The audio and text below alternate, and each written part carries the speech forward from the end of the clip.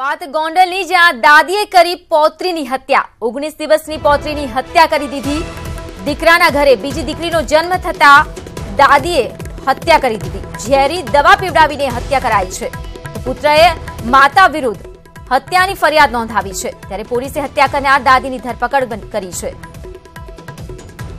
તો દાદીએ જ પૌત્રીની હત્યા કરી। હાલમાં 19 દિવસની જે પૌત્રીની હત્યા થઈ હોવાની વિગતો પણ જાણવા મળી છે। આ મામલે પોલીસ ફરિયાદ પણ નોંધાવાઈ છે। કેતન અને સંગીતાને બે નાના સંતાન, એક 3.5 વર્ષની દીકરી ક્રિશા છે અને બીજી જે 19 દિવસની દીકરી કિંજલ હતી, જે મરણ ગયેલ છે। પરમ દિવસે 4 તારીખના સાંજના 5:30 વાગ્યાની આજુબાજુ કેતન અને એની પત્ની સંગીતા એને સીઝર કરેલું હોય જેથી એના ટાંકા દેખાડવા માટે ગયેલા હતા। મોટી દીકરી ક્રિશાને પણ સાથે લઈ ગયેલા। આ વખતે નાની દીકરી કિંજલ ઘરે એકલી જ હતી અને એના દાદી શાંતાબા એ ઘરે હતા।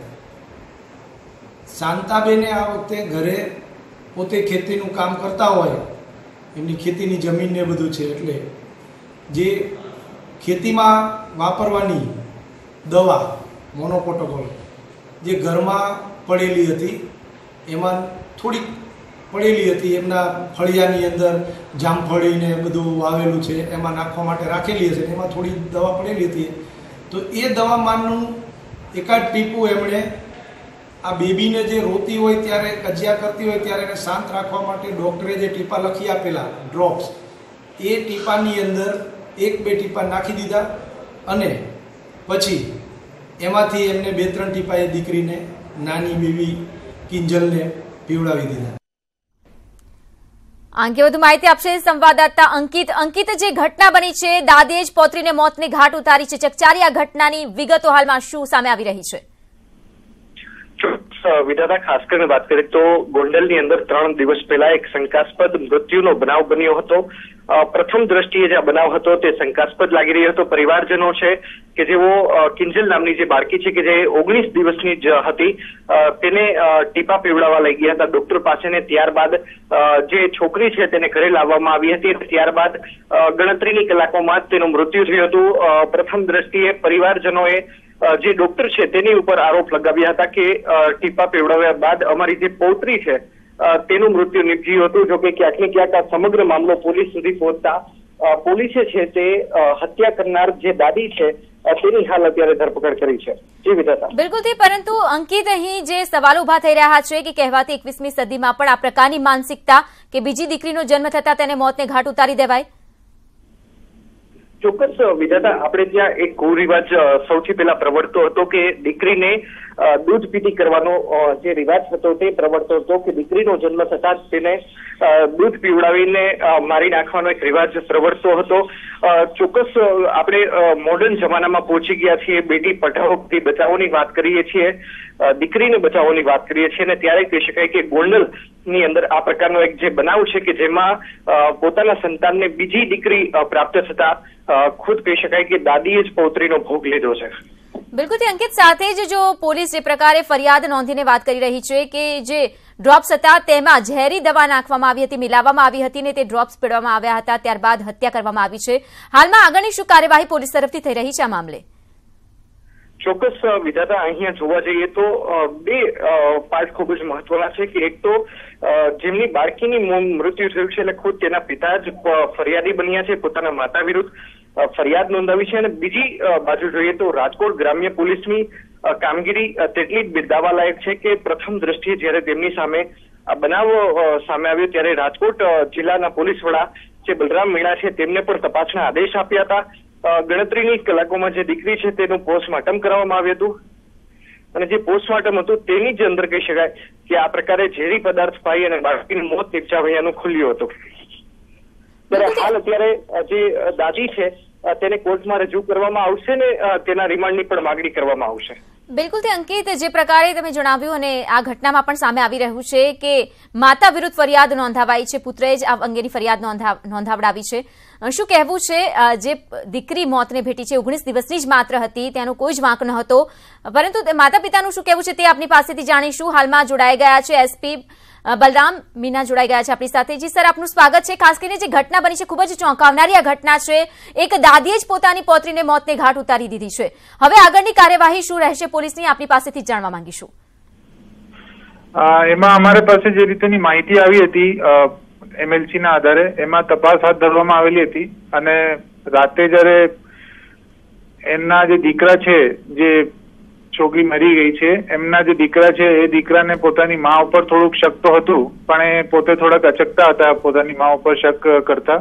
એટલે પછી અમે લાવીને પૂછપરછ કરતા એમને પોતાનું જે ગુનો હતો એ સ્વીકારી લીધું છે. અને એનું કારણ એમને એટલું જણાવેલું છે કે જે પહેલી જે હતી એ પણ એમની દીકરી હતી અને 3.5 વર્ષ સુધી એમને સાચવેલા હતા. બીજી પણ દીકરી થઈ અને એમને પણ મારે સાચવવું પડશે, આના લીધે એમને પછી આને આ રીતેનું કરશું કરેલું છે. બિલકુલથી સર, આપે જે પ્રકારે પૂછપરછ કરી હતી ત્યારબાદ જો નિવેદનની વાત કરવામાં આવે, કેવા પ્રકારના નિવેદન આ દાદી તરફથી સામે આવ્યા છે? એમને જે એક્સેપ્ટ કરેલું છે કે જે જૂની એક પહેલા એમને દીકરી હતી અને પછી ફરીથી પણ દીકરી થયેલી, તો એમને આ જ હતું કે આ વારંવાર દીકરી થાય છે અને સાથે સાથે આને સાચવવું પડશે ભવિષ્યમાં. એટલા માટે એમને જે નોર્મલ જે દવાઈ ચાલતી હતી એને, કેમ કે આ તો એકદમ ફ્રેશ જન્મેલી હતી, 20 દિવસની ઉંમર હતી એમની, તો એમની દવાઈ સારવાર ચાલતી હતી. તો એ સારવારની દવાઈની અંદર જ એમને ઝેરની દવા નાખી અને પછી પીવડાવ્યું છે. જી, ખાસ કરીને કઈ ધારા કયા ગુના હેઠળ આ પ્રકારનો કેસ દાખલ કરાયો છે અને આગળની કાર્યવાહી શું જોવા મળશે? મર્ડરનું ગુનો નોંધ્યું છે અને સાથે સાથે જે ફરિયાદી છે ફરિયાદી એમના પોતાના દીકરા જ છે અને આગળ એમને અરેસ્ટ કરીને જેલ હવાલે કરી દીધું છે. હવે આગળની કાર્યવાહીમાં અમે બાકી જે એમાં સાયદો છે એમના 164 ના નિવેદનને આ પ્રકારની લીગલ પ્રક્રિયા હાથ ધરીશું. જી, આભાર અમારી સાથે જોડાયા તે બદલ. અંકિતા, આપનો પણ આભાર. તો 19 દિવસની પૌત્રીની હત્યા નિપજાવી છે એક દાદીએ. બીજી પુત્રી ઘરમાં જન્મ લેતા દાદીથી સહન ન થયું અને મોતને ઘાટ ઉતારી દીધી માત્ર 19 દિવસની આ બાળકીને. પરંતુ સવાલ એ થઈ રહ્યા છે કે શું દીકરીને જીવવાનો કોઈ અધિકાર નથી? ઘણા બધા સવાલો. તો તપાસ બાદ ધરપકડ કરી લેવાઈ છે. તો હત્યારી જે દાદી બની છે, બીજી પુત્રી જન્મતા દાદીએ હત્યા નિપજાવી હતી. તો પૂછપરછ દરમિયાન અંગેના ખુલાસાઓ થયા છે. તપાસ બાદ મહિલાની ધરપકડ કરી લેવાઈ છે. એસપીનું કહેવું છે હાલમાં તેમની વિરુદ્ધ કાર્યવાહી પણ કરી દેવામાં આવી છે, તેમ પણ જણાવ્યું છે. તો દવા જે હતી તેમાં ઝેરી ડ્રોપ્સ મિલાવીને તેને પીવડાવવામાં આવી હતી 19 દિવસની આ પૌત્રીને અને ત્યારબાદ હત્યાનો આ ખેલ ખેલ્યો દાદીએ, જે હવે જેલ હવાલે થયા છે. તો સારવારની દવામાં ઝેરી દવા મિલાવી દેવામાં આવી હતી. તો પૂછપરછ દરમિયાન આખરે તમામ બાબતનો ખુલાસો થયો છે. બીજી પુત્રી જન્મતા દાદીએ હત્યા કરી 19 દિવસની પૌત્રીની. ચકચારી આ ઘટના જેને સૌ કોઈને વિચારતા કરી દીધા છે. ઘટના બની છે જે અંગેની વિગતો સામે આવતા પોલીસ દ્વારા પણ ઝડપી તપાસ કરવામાં આવી અને આખરે હત્યારી દાદીને ઝડપી લેવાઈ છે.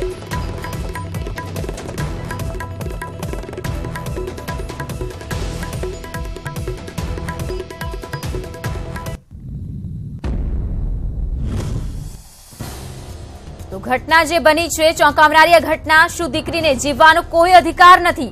તો દાનવ બની દાદી, કારણ કે પૌત્રીને મોતને ઘાટ ઉતારી દીધી. દીકરી સાપનો ભારો ક્યાં સુધી?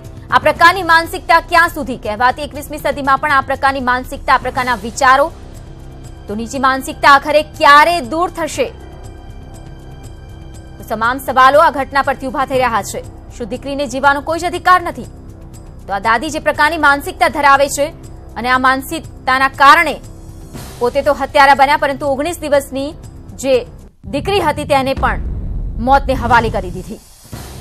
હાલમાં પોલીસ તપાસમાં આખરે હત્યારી દાદીનું જે કારનામું છે તે સામે આવી ગયું છે અને હવે તેમની વિરુદ્ધ કાર્યવાહી પણ શરૂ કરી દેવાઈ છે.